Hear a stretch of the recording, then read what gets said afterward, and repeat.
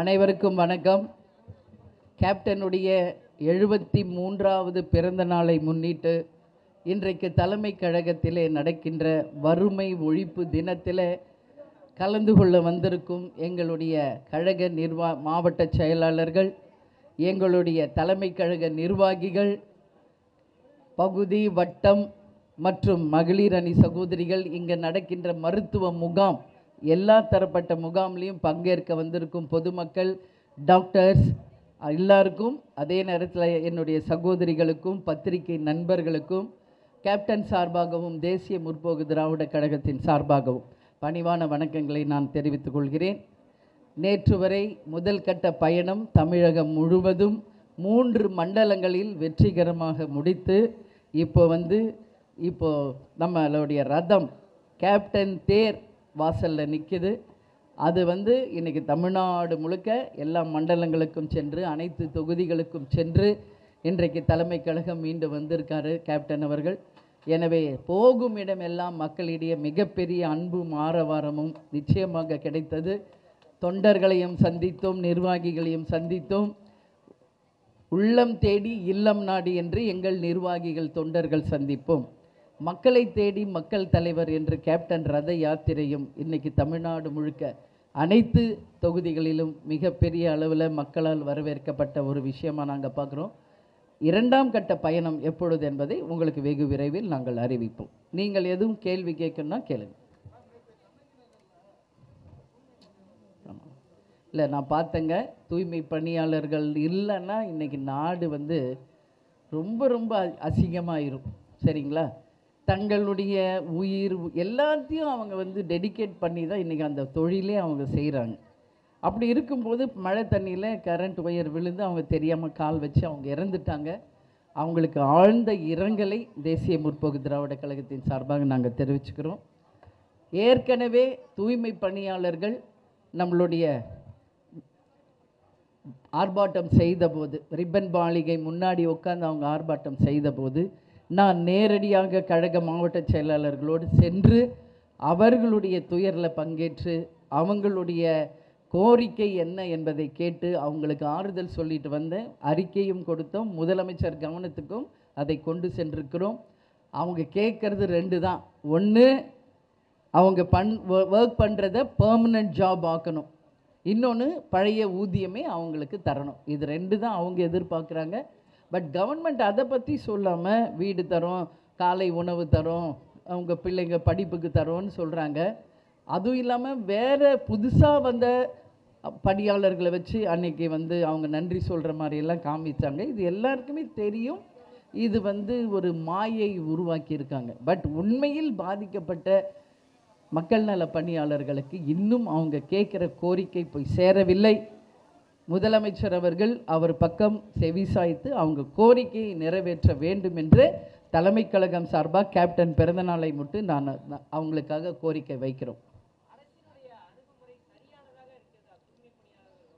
அதை தான் இப்போ சொன்ன இல்லைங்களா, அவங்க கேட்குற கோரிக்கை வேறு, அரசு அறிவிச்சிருக்கிறது வேறு. பட் அவங்க காலை உணவு கொடுங்க, எஜுகேஷன் கொடுங்க, வீடு கொடுங்கன்னு யாரும் கேட்கல. அவங்க கேட்குறது 2 விஷயம். நான் நேரடியாக போய் அவங்களோட பேசினேன். அதனால் நான் ஆதாரபூர்வமாக உங்களுக்கு சொல்ல முடியும். அவங்க கேட்குறது நிரந்தர பணி. இன்றைக்கி தனியார் மயமாக்குறது எங்களுக்கு வேண்டாம், எங்களுக்கு கவர்மெண்ட் ஜாப் தான் வேணும், அது நிரந்தரமாக எங்களுக்கு பணி செய்ய கொடுங்க. பழைய ஊதியம் 48,000, அது எங்களுக்கு 28,000 அவங்க என்கிட்ட சொன்னதை சொல்கிறேன். அந்த பழைய ஊதியம் எங்களுக்கு தரணும். இன்றைக்கி ப்ரைவேட் கிட்ட போயிடுச்சுன்னா 14,000 15,000 கொடுக்குறாங்க. அது எங்களுக்கு பத்தாது இன்றைக்கி இருக்கிற விலைவாசியில். அதுவும் இல்லாமல் அந்த ஒர்க்கு நிரந்தரம் கிடையாது. அதனால் அவங்களுடைய கோரிக்கை தெளிவாக இருக்குது. நிரந்தர வேலை, பழைய ஊதியம், இது 2 தான். இதை அரசு நிச்சயம் செவிசாய்த்து அவங்களுடைய கோரிக்கையை நிறைவேற்றணும். என்னங்க?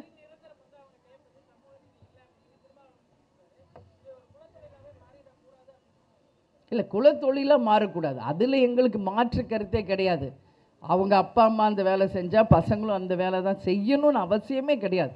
அவங்கெல்லாம் நாளைக்கு நல்லா படித்து டாக்டர்ஸா, கலெக்டரா, ஐபிஎஸ்ஸா, இன்னும் பெரிய பெரிய ஜாபுக்கு வரணுன்றதான் எங்களுடைய எண்ணம், ஆசீர்வாதம். இப்போ கூட ஏன் எல்லாருக்கும் கல்வி உதவி தரோம், எல்லாரும் படித்து அவங்க சொந்த காலில் நிற்கணும், வாழ்க்கையில் முன்னேறணும். பட் அவங்களுடைய கோரிக்கை இன்றைக்கி ஆல்ரெடி அந்த வேலை பார்த்துக்கிட்டு இருக்கிறவங்களுக்கு நிரந்தரமாக எங்களுக்கு பணி கொடுங்கன்னு தான் அவங்க கேட்குறாங்க. அதே மாதிரி பழைய அந்த ஊதியத்தை கொடுங்கன்னு கேட்குறாங்க. இன்றைக்கி கவர்மெண்ட்டு எவ்வளோ வரி வசூல் செய்கிறோம், இன்றைக்கி அத்தனை வரிகளும் இன்றைக்கி உயர்ந்து போயிருக்கிறது. ஏன் அவங்களுக்கு கொடுத்தா என்ன குறைஞ்சி போகுது கவர்மெண்ட்? அதனால் நிச்சயம் அவங்களுடைய கோரிக்கைக்கு நம்மளுடைய தமிழக அரசு செவிசாய்க்க வேண்டும் என்று கேட்டுக்கொள்கிறேன்.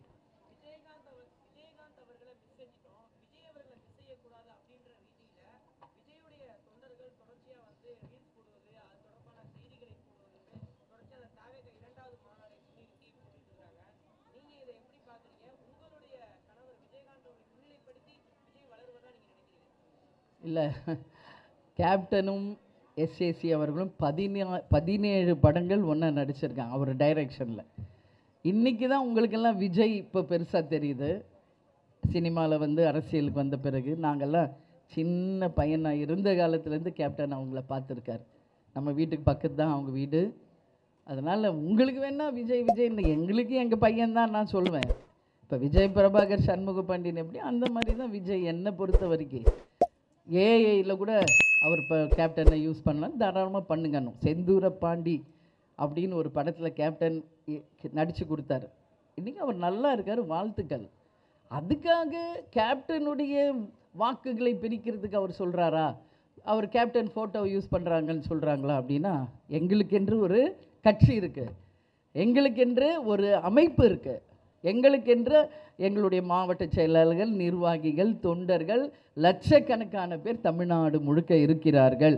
எங்கள் கட்சி 20 ஆண்டு கட்சி, எதிர்கட்சியான கட்சி. கேப்டனுக்கு நிகர் கேப்டன் மட்டும்தான். கேப்டன் இடத்தை இனி யார் நினைச்சாலும் அந்த இடத்தை யாராலையும் ஃபுல்ஃபில் பண்ணவே முடியாது. இதுதான் உண்மை. அதனால் அவர் வந்து அண்ணன் விஜயகாந்த் அப்படின்னு அன்றைக்கி சொல்கிறாரு மேடையில், சந்தோஷம். அவர் அண்ணன் சொல்லும்போது நாங்கள் அவரை தம்பின்னு சொல்கிறோம், அவ்வளோதானே கண்டு. அதுக்காக எங்கள் வாக்குகளை அவர் எடுக்கிறாருன்னா அதெல்லாம் மக்களும் ஏற்றுக்க மாட்டாங்க, எங்கள் கழகத்தில் இருக்கிற யாருமே அதை வந்து பொருட்படுத்த மாட்டாங்க. ஏன்னா கேப்டன் வந்து நடிகராக எவ்வளோ உழைத்து இன்னைக்கு கட்சி தலைவராகி மக்களுக்கு தன் வாழ்நாள் முழுவதும் அர்ப்பணித்து உதவிகளை வழங்கி மக்களுக்கு ஒரு பிரச்சனைனா வேட்டியை கட்டி இறங்குற முதல் தலைவர் கேப்டன் அவர்கள். தமிழ்நாட்டில் அனைத்து பிரச்சனைக்கும் முதல் ஆளாக நின்றவர் கேப்டன். அதனால் கேப்டனை வந்து யாரோடையும் கம்பேர் பண்ணக்கூடாதுங்க, அது தவறான முன்னுதாரணம் ஆயிரும். அதனால் யாரும் கேப்டன் இடத்தை ஃபுல்ஃபில் பண்ண முடியாது. கேப்டனுக்கு நிகர் கேப்டன் மட்டுமே, தேமுதிகவுக்கு நிகர் தேமுதிக மட்டுமே.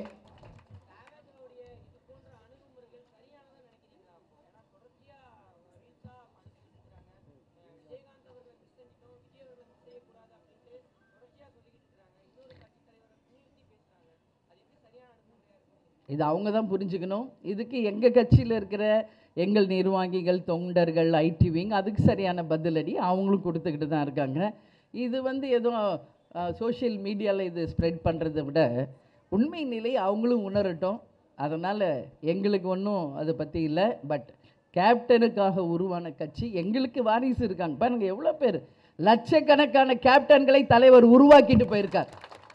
கேப்டன் ஒருத்தர் தான், இன்றைக்கி லட்சக்கணக்கான கேப்டன் இல்லை, கேப்டன் உருவாக்கிட்டு போயிருக்கார். கரை வேட்டி கட்டி கட்சி துண்டு போட்ட அத்தனை பேரும் கேப்டன். இன்றைக்கி மஞ்சள் சேரை கட்டி இன்றைக்கி இருக்கின்ற மகளிர் அணி அத்தனை பேருமே லேடி கேப்டன்ஸ். அதனால் எங்களுடைய வாரிசுகளை எங்களுடைய நிர்வாகிகள் இருக்காங்க, தொண்டர்கள் இருக்காங்க. அப்படி இருக்கிறப்போ வேறு யாரோ அதை வந்து யூஸ் பண்ணுறத நிச்சயம் மக்களும் ஏற்றுக்க மாட்டாங்க, எந்த கட்சியும், எங்கள் கட்சி எஸ்பெஷலி ஏற்றுக்க மாட்டாங்க. ஆமாங்க, அதாங்க நாங்களே 34 வருஷம் கழித்து கேப்டனை மீண்டும் திரையில் பார்த்தோம். நாங்கள் நெய்வேலியில் இருந்தோம் அன்றைக்கி சுற்றுப்பயணத்தில்.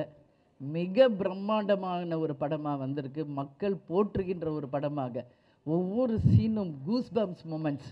ஏன்னா கேப்டன் வந்து அவரோட ஃபைட்டும் டைலாக் டெலிவரியும் அவரோட பெர்ஃபார்மன்ஸும் அதில் வர இசைஞானி இளையராஜா அவர்களுடைய மியூசிக்கும் நான் ஒன்றொன்றும் சொல்லலாம். அதே மாதிரி டைரக்டர் செல்வமணியின் 2வது திரைப்படம், 100வது படம், ஒரு சில்வர் ஜூப்ளி படமாக அமைஞ்ச ஒரே நடிகர் கேப்டன் மட்டுமே. அந்த அளவு ஒரு பிரம்மாண்டமான படத்தை அந்த காலத்திலே 34 வருஷத்துக்கு முன்னாடி எந்த எக்யூப்மெண்ட்ஸ் இல்லாமல் எந்த டெக்னாலஜி இல்லாமல் அவ்வளோ சிறப்பாக எடுத்திருக்காங்க. அதற்கு டைரக்டருக்கும் அந்த கேப்டன் பிரபாகர் மூவிக்காக ஒர்க் பண்ண அத்தனை டெக்னீஷியன்ஸ்க்கும் ஆர்டிஸ்ட்டுக்கும் எல்லாருக்கும் இசைஞானி இளையராஜா அனைவருக்குமே தேமுதிக சார்பாக எங்களுடைய நன்றிகளை, வணக்கங்களை, வாழ்த்துக்களை நாங்கள் தெரிவித்துக் கொள்கிறோம். நன்றி, நன்றி, வணக்கம்.